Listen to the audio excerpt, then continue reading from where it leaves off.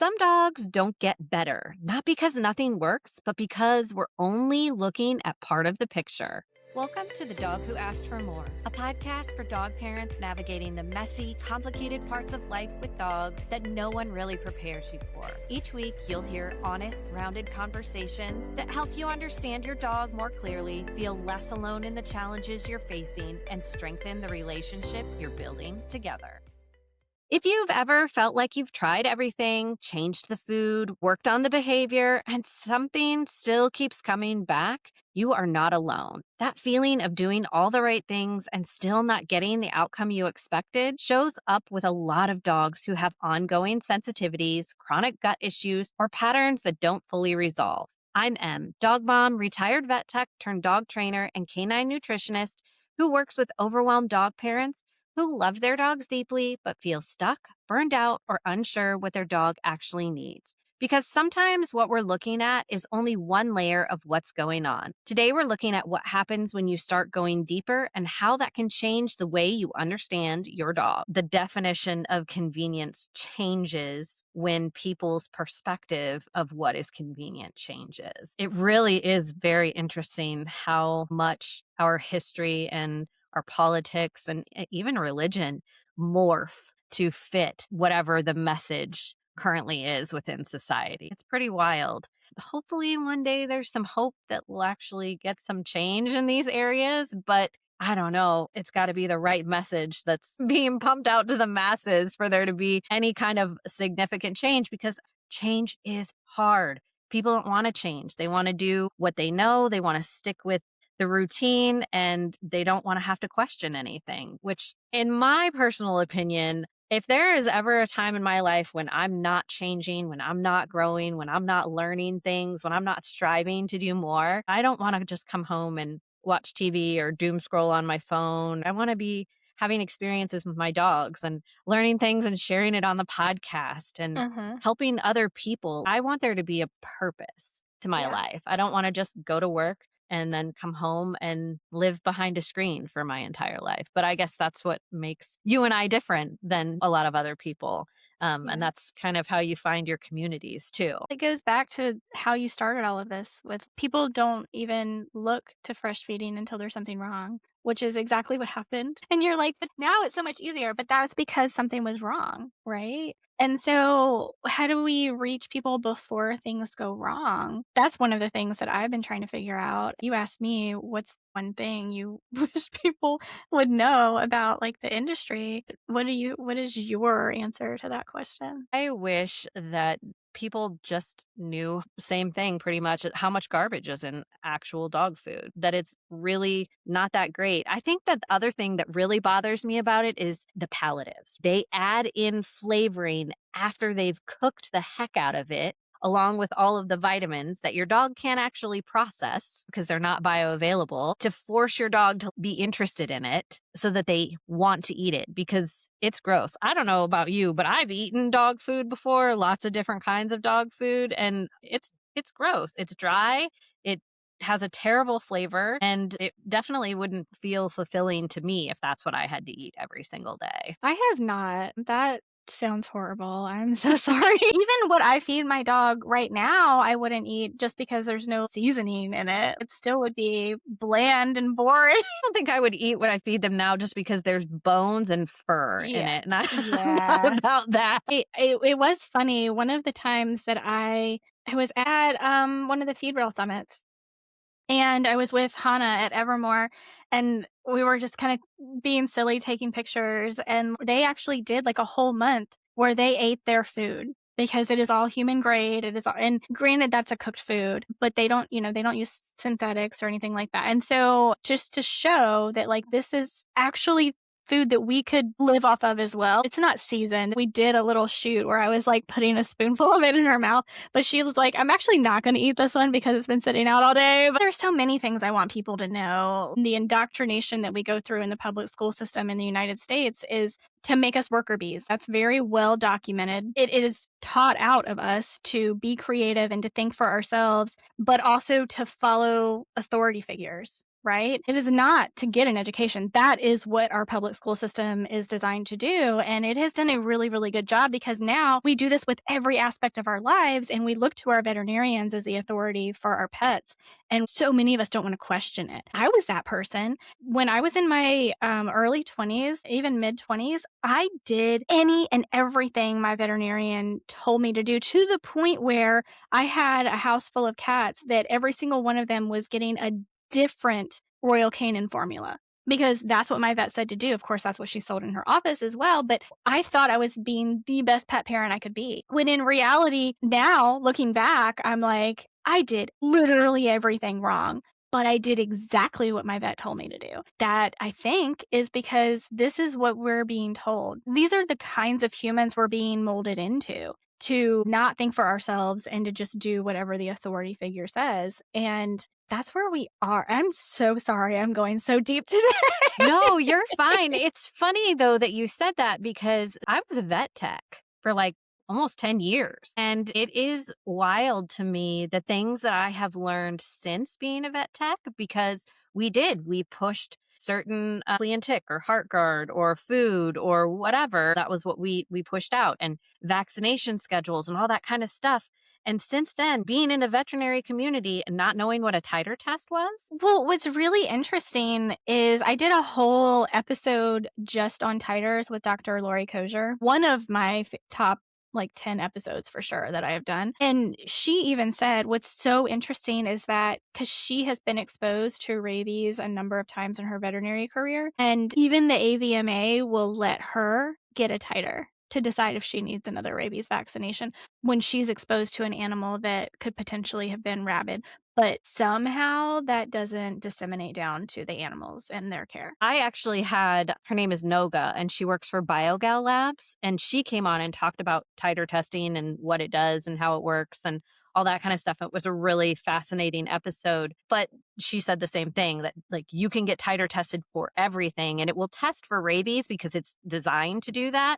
But because of the state laws, you can't say, oh, well, we're skipping rabies this year because the state laws require it. But for everything else, if your dog passes, then you can say no to that vaccination, which is really, really nice. I have had really good relationships with veterinarians for many years, obviously, because I've worked with them. But I also have a really good veterinarian now who pretty much will do whatever I want to do, which is Yeah. amazing because there are a lot of veterinarians that are like, "No, I'm not about that." But if you're going to advocate for your dog, you need to be able to question what your veterinarian says and you need to talk about those kind of things. Now, the only area that I would say, like, I would maybe not push back in with your veterinarian is when there is an emergency. If they're telling you that something needs to be done because your dog's been hit by a car or they're having an allergic reaction to something or whatever, just let them do their job because Yeah. that's what they go to school for. But when nutrition and stuff like that comes into play, they are not specialists. They don't take a ton of education. 1 to 3 hours is all that's required. That's why they Yeah. have veterinary nutritionists who usually end up working for kibble corporations anyway. So Yeah, we could definitely go down that veterinary nutritionist rabbit hole too. I would like to push back just a little bit. Because yeah, I totally agree with you that what our veterinarians are good at is emergency medicine. Like, that is what they know best. So yes, I agree. Like we do need to kind of give them the reins in that area, but we still need to be aware of what is going on, and we still need to make sure that we are r- communicating really, really well with our veterinary staff in those emergency situations because those are the situations where somebody is going to inject your dog with a vaccine or something because, oh, it's not in the paperwork. And that is the last time that needs to be. Like, your dog is already in a trauma situation. We don't need to be adding to the burden. And I have seen that happen so many times. People get home and they look at their paperwork and they're like, why did my dog get a rabies vaccine while they were in an emergency surgery? Crazy stuff like that. And I'm not saying that every veterinarian is going to do that, but I'm advocating for communication with your veterinarian. transparency, and you should be getting a treatment plan with Mhm. your estimate, I guess is the best Yeah. way to say it, that says this is what we're doing. And you should be able to say no, yes, no, No. yes. Yeah. I always worked with veterinarians that allowed that. My current veterinarian does that, but I do know people who have had that experience where they've gone to an emergency vet or they've gone to a new vet and they've come out with this ridiculous bill and they're like, we transferred all of our records. Like, what happened here? Yeah.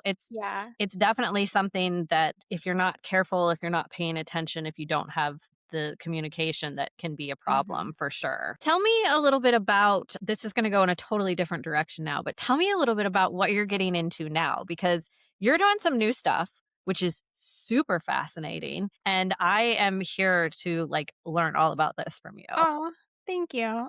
Yeah, so one of the things with my, holistic pet health coaching certification, that kind of opened the door for me to start learning about Chinese medicine, which is fascinating to me. And I'm just gonna be honest, like, I had a really hard time with it at first.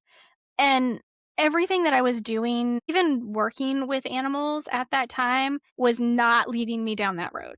Like, every animal I was working with was so sick that I didn't feel like I had breathing room to take Chinese medicine into account because these dogs couldn't eat anything. My entire world all of a sudden was flooded with dogs with severe leaky gut. I have an abnormally large caseload of SIBO dogs, dogs that have small intestinal bacteria overgrowth. Like, even my vet mentor in this program is like, this is so rare. I'm so shocked you have a dog with SIBO, to the point where now, like, every other case I get is a free. And I am trying to not make these. I'm like, nope, this is not SIBO. Nope, this is not SIBO. And I eventually get to the point where I have to realize that this is SIBO.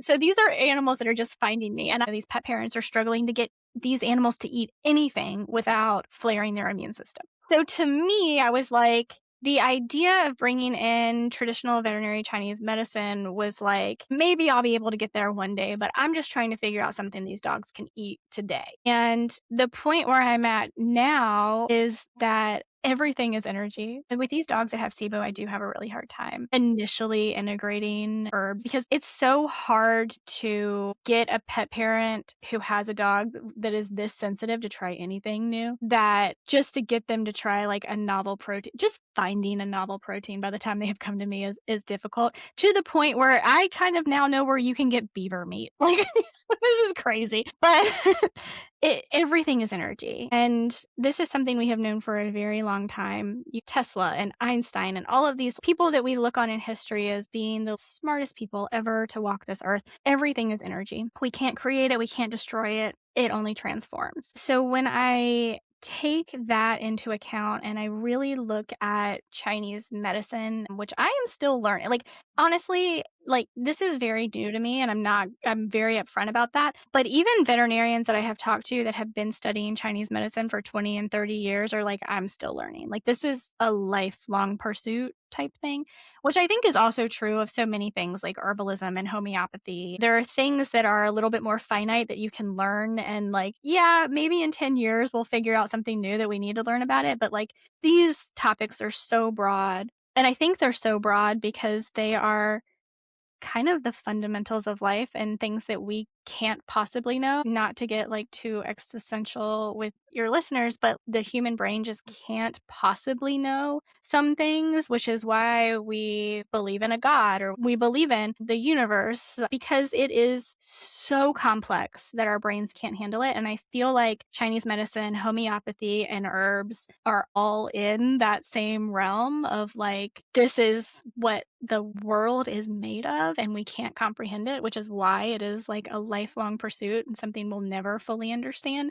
but we try our best while we're here. And so the more and more I do learn about Chinese medicine and I do implement with my own clients, I have gotten really, really into bioresonance and bioenergetic testing. So it's something that I have used for a number, like 4 years now, but I kind of used it with a grain of salt. Like, yeah, we'll see if this is like, we'll use it as a baseline. And that's what I would tell my clients. I'm like, this is just giving us a starting off point. We're still going to have to do some testing, blah, blah, blah.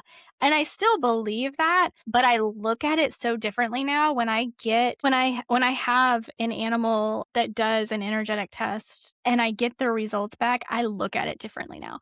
I look at it through the lens of Chinese medicine versus when we look at a CBC or when we look at an HTMA, even like an omega or a vitamin D testing, these are all physiologic data points that we can say, this is wrong. We need to do this to get it back where it needs to be, or we can't if it's a kidney or whatever.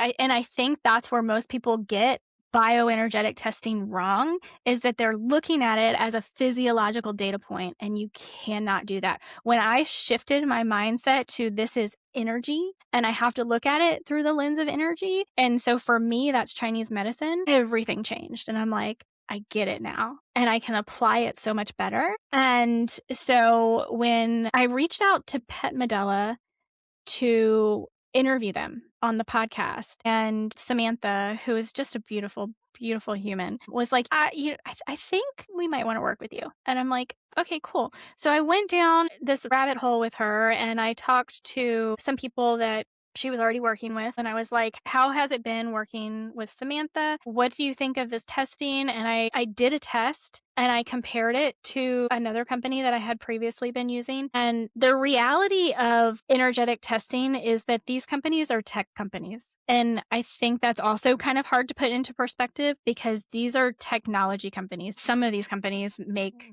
supplements and things like that, and that's wonderful. But it's the technology that we're looking for that is differentiating. Like there are a lot of energetic tests out there now, and it's the technology that they're using that is differentiating them. And so I do think some are better than others. Of course, they are very wildly different price points as well. And technology is also always updating. We're like in this position right now where we have to realize, one, that it is a technology company and we have to stay on top of that technology. And so I was just really, really pleased with the work that they had done in their testing and the technology that they have and the results that they are providing. And then when I then take my lens of Chinese medicine to that, I'm just seeing some really, really, really amazing results in my clients when we combine those two. Also, just to not leave this out, like I'm not completely woo-woo. I do also like to use HTMA testing and combine them and look at the energy and the physiological data point and like see how we can make adjustments on either side. I do think that is important. I don't want to leave that out, but I don't do HTMA testing. I have somebody else that I know and I love who does it, and I think she does a really amazing job, and I want to leave that to her. And so with this test, I have seen, again, applying Chinese medicine principles to the results is a game changer. I think anything that we can do to give ourselves any kind of edge, right? Yeah. Looking at both tests or adding in some herbal modification, like whatever, it doesn't matter. If it's going to help, if it's going to layer the success, it doesn't matter. If we're giving ourselves an edge, if we're giving our dogs an edge, we are making, a step forward in how we progress. I'm a Reiki practitioner, so it's not something that I talk about a whole lot. I have done an episode or two on it, but everything is energy. I specialize in working with dogs who are reactive, dogs who have big feelings, Mm-hmm. who most of the time is stemming from some kind of gut problem that people don't know about. And it's just funny how those things kind of tend to come full circle. And then I meet people like you where it's like, oh, okay, yes, we completely resonate with each other. And now I learned something because of that. So I just think that if you're open to, again, the multifaceted solution situation that is out there, it's not going to hurt anything. All you're doing is finding out what works for that dog. It's going to be different for every single dog because they're unique individuals. And if anything, all it does is give you benefit, right? Like there's Yeah. nothing wrong with giving your dog extra benefit. So I just think it's really cool that you have gotten so deep into it and that you're learning something that not a ton of people really know about. I mean, I think I've met maybe one other person, and I follow one other person in addition to that who do Chinese herbs on Instagram. And that's like really it, because it is a topic I feel like is harder to educate on because it is very Mm-hmm. complex. Yeah. But also it's again one of those places, right back to the beginning of the conversation again, where unless something happens, most people don't even think about it being an option. It's kind of like, oh, we've gone through all this stuff and now, like you said, you have to source beaver, right? Novel protein. Okay, what is something that this dog hasn't had? And most people have had the crazy amounts of things. I know somebody who ended up using kangaroo as a novel protein because that was the first thing that they found that they hadn't been exposed to. So it really is interesting to see how deeply you can go just by adding a tiny little thing in that's actually very complex. So I'm interested to continue following your journey with this and continuing to learn about it because I also think that it is fascinating. And it's just one of those things that again not talked about enough. I don't think people know that it's a solution, that it's something that does help remedy a lot of situations. So I think we'll have to have you come back and we'll have to really get into the Chinese medicine part of it and the bioresonance part of it once you really have everything kind of developed. And maybe we can do like a little test or something on one of my dogs and then talk Yeah. about it. I think that'd be super fun. Yeah, that would be fun. I am curious though, because being a Reiki practitioner, and I know a handful of people who are, actually know a lot more animal communicators than I know Reiki practitioners. But one of the things that I do kind of still struggle with a little bit with some of my clients, and I'm wondering how you handle this, is I don't think people understand how much their emotions and their stress and their worry and their anxiety is affecting their animals. And you have to feel that when you're like moving energy through these dogs. Like how do you handle that with the humans in their life? Well, what's wild about it is that like I would say that I'm definitely a multi-layered, multifaceted practitioner as well, right? Because you can come to me for training, you can come to me for nutrition, you can come to me for enrichment, you can come to me for all these things, but I often find that I usually end up combining all of them anyway. Anybody who's going to be open to letting their dog have Reiki is usually pretty open to that conversation of like, "Hey, I can feel your dog is stressed in this area specifically and that's probably caused by this or this. And then let's tie in the nutrition piece. But also, like, you're pretty stressed about this too. So now we've got like a whole 7-layer cake with sprinkles. And what can we do to like mitigate on both sides? So I don't really have much of a problem talking to people if we get that far into it. Mhm. It's the people who are stuck in like the training or only the nutrition or only the enrichment part. Then I'm like, okay, you know, we're doing enrichment, this is helping your dog. Do you see how like the stress levels and like the dopamine and all that stuff is helping kind of regulate your dog? If you regulate your emotions when you're helping your dog regulate their emotions, you're going to be 10 times more successful than you are. So it really is just finding the right angle, I think, to come in at. Yeah.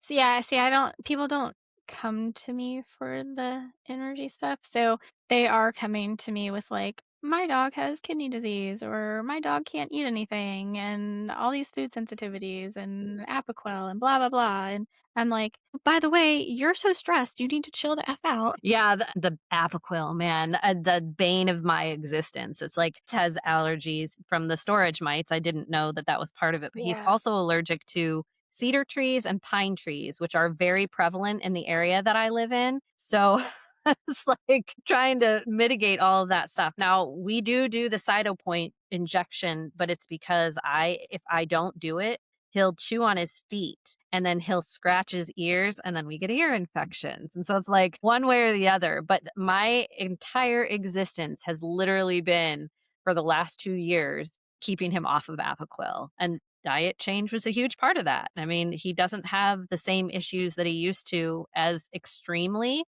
but he's allergic to trees and I can't control the trees. Yeah, yeah, that is tough. Quercetin and nettles could help. I'm sorry, you were not asking me No, for that, but yeah, this is no. where my brain goes.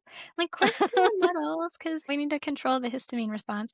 Liver support to flush out the histamines. Yeah, so there's definitely hopefully some things you could do because Cytopoint definitely works, and the unfortunate part of Cytopoint is that usually before you start seeing, like, the long-term side effects, it stops working because the immune system gets used to it, and Yep. it's like We used to only have to get it like every 6 or 8 months, and now we have to get every 4 weeks. oh, So it's time for us to have a conversation about some other options because I'm getting to the end of my rope with it, unfortunately. Before we wrap up, I want to pause for something that I call answering the ask. This is the part of dog parenting where things stop being about fixing and start being about understanding what's actually going on beneath the behavior, the gut problems, all the kinds of things. Can you tell me an example of a time you worked with a client that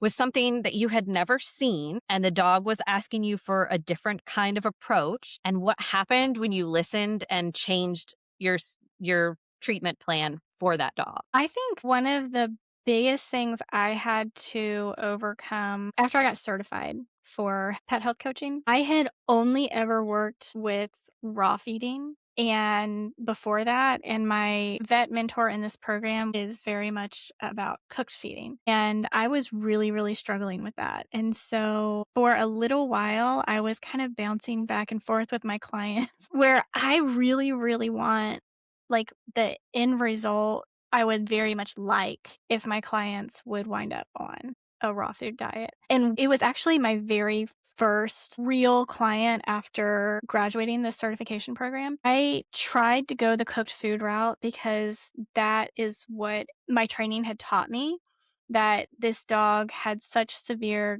gut issues that I needed to alleviate as much of the burden as possible with digestion, and cooking was going to help and blah, blah, blah.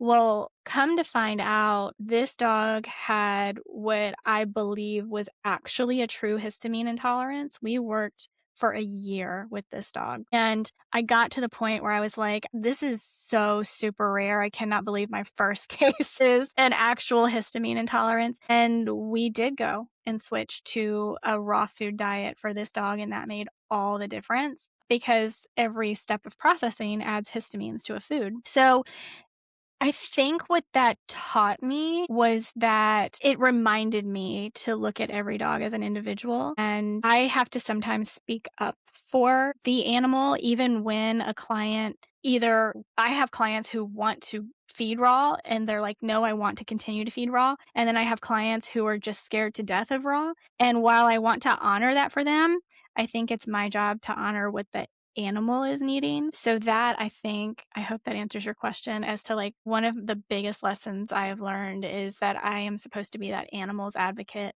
regardless of my preconceived notions and regardless of what the pet parent wants or doesn't want.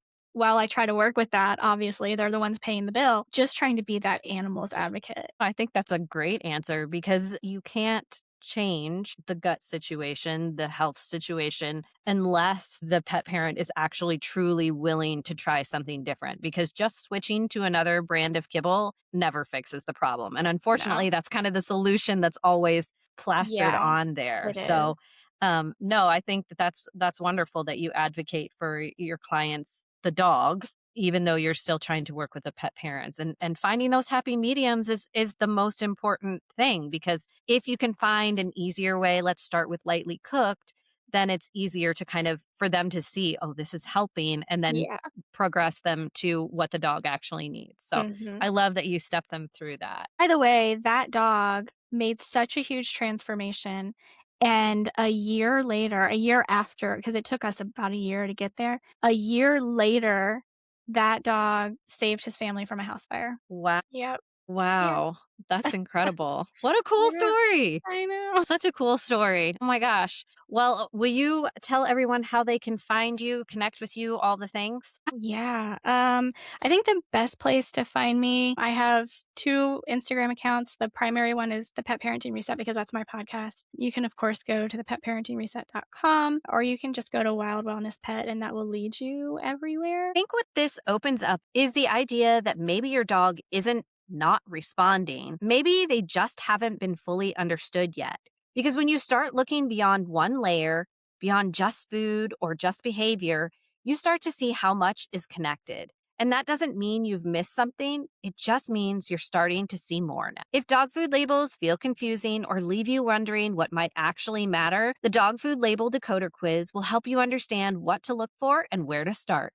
The link is in the episode description. So be kind, spread joy, and remember, sometimes the answer isn't something new, it's seeing more of what's already there.